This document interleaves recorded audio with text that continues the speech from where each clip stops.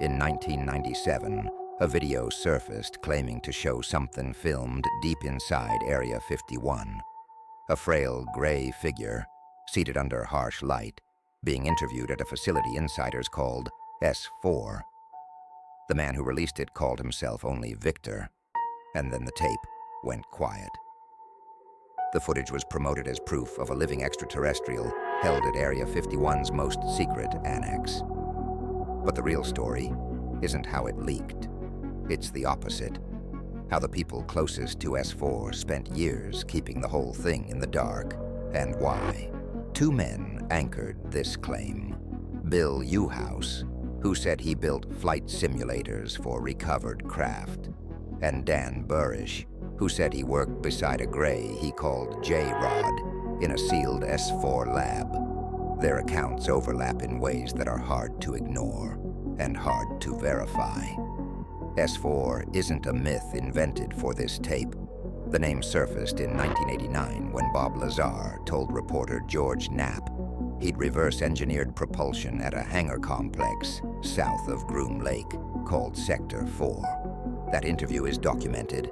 Whether anything was inside those hangars is contested, and right away, something doesn't fit. Lazar said S4 housed 9 recovered discs in 1989. The Victor tape, 8 years later, shows no craft at all. Only the occupant. If they're the same facility, where did the hardware go? The two foundational S4 claims don't quite line up. The Victor tape lands 8 years after Lazar. It claims to go further, not just craft, but an occupant, a small gray being, alive, breathing, interviewed inside that same S4 complex. The single most controversial claim in the entire UFO record, stated as if it were routine. What does the tape actually show? Roughly a minute of a small gray figure behind glass, trembling, while an off-camera medical team reacts to a crisis. There's no audio interview in the conventional sense. The communication, Victor claimed, was telepathic, which conveniently leaves nothing to verify. So who was Victor? In the 1997 release distributed by Rocket Pictures, he's a shadowed figure with a disguised voice, claiming to be a government insider smuggling out the footage. No name was verified, no credential was confirmed. The source of the most explosive tape in the Nush was, deliberately, a blank. That anonymity cuts both ways. It protects a real whistleblower, and it shields a hoaxer from accountability. This is the first place the story divides. Was Victor hiding because S4 was real, or because there was nothing behind the curtain to defend? Enter Dan Burisch. By the late 90s, he was claiming he'd been a microbiologist inside S4, assigned to a containment lab with a living gray he called J-Rod. He described drawing tissue samples. He described the being communicating. He named the program Project Aquarius, and the name itself, J-Rod, has a strange origin. Burisch said it came from the being's own designation, J for the Jupiter region star it allegedly came from, Rod from a researcher's shorthand. Uhouse used the identical term, shared truth or a shared script. That's the knot at the center. Burisch is a public claimant. He's defended this for decades, on record, and his account matched the tape setting almost too well. A gray, seated, observed, inside S4. To believers, that corroboration is the whole case. The same being, described by an insider and caught on film. Bill Uhouse added the engineering layer. He said he spent years building a flight simulator for a 40-foot disc, advised by an alien the team nicknamed J-Rod, the same name Burisch used. Uhouse never released documents. His credentials as a defense engineer have never been independently confirmed. Two men, unconnected on paper, landing on the same name for the same alleged being. That's the detail that keeps this case alive. Either it's genuine corroboration, or it's a shared story circulating through the same small Las Vegas UFO scene that produced the tape. Geography matters here. S4 is alleged to sit at Papoose Lake, a dry basin southwest of the main Groom Lake runways. The military has never acknowledged any structure there. Satellite passes show empty playa. To skeptics, that absence is the answer. To believers, it's the cover.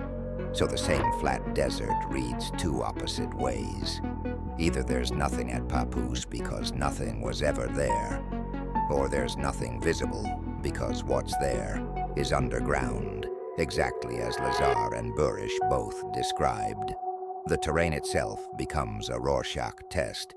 Here's the part the title promises. For all the noise, the footage was never embraced. It was buried, not seized by the government, quietly disowned by the very researchers who should have championed it. And the people who buried it had once promoted it. By the late 90s, the Victor tape got pulled into a larger collapse. A separate, widely circulated alien autopsy film, promoted through the same channels, was being torn apart as a staged production. As that scandal spread, the Victor footage's own backers went silent. That's the burial, reputational, from the inside. And here's the line that doesn't fit. The tape's defenders insisted the gray was filmed alive at S4, but frame analysis, circulated by skeptics, pointed to a puppet or prosthetic. A static figure, no natural micro-movement, lighting consistent with a built set, not a containment cell. That's the strongest piece of the skeptical case. No chain of custody, no verified Victor. A gray whose stillness reads as latex, not biology. And a distribution network with a documented tie to a separately debunked alien film. Stacked up, that's a heavy weight against authenticity. So the camps split clean. On one side, the Burisch and Uhouse believers, who argued two independent insiders naming the same J-Rod can't be coincidence. On the other, the Mick West and Metabunk wing, who treat the footage as a textbook special effects prop with an anonymous, unfalsifiable source. Both camps are arguing about the same primary sources: the 1997 release, Burisch's recorded statements, Uhouse's interviews. Nobody disputes those exist. What's contested is what they're worth: corroboration, or a closed loop of the same handful of people telling the same unverifiable story. I'll say where I land. I lean skeptical here, and I lean hard. The believer position is serious. Two insiders, one name, J-Rod, is genuinely strange. That deserves an answer, not a sneer. But strangeness isn't evidence. What tips me is custody. Stanton Friedman, the most credentialed researcher to examine the related Santilli autopsy footage Victor's network was tied to, called that material fraudulent. And the Victor tape never separated itself from that wreckage. No verified source, no provenance, a figure that scans as a prop. The record doesn't carry it. But I'll be honest about what I couldn't close. I could not independently confirm or rule out Bill Uhouse's defense contractor employment history.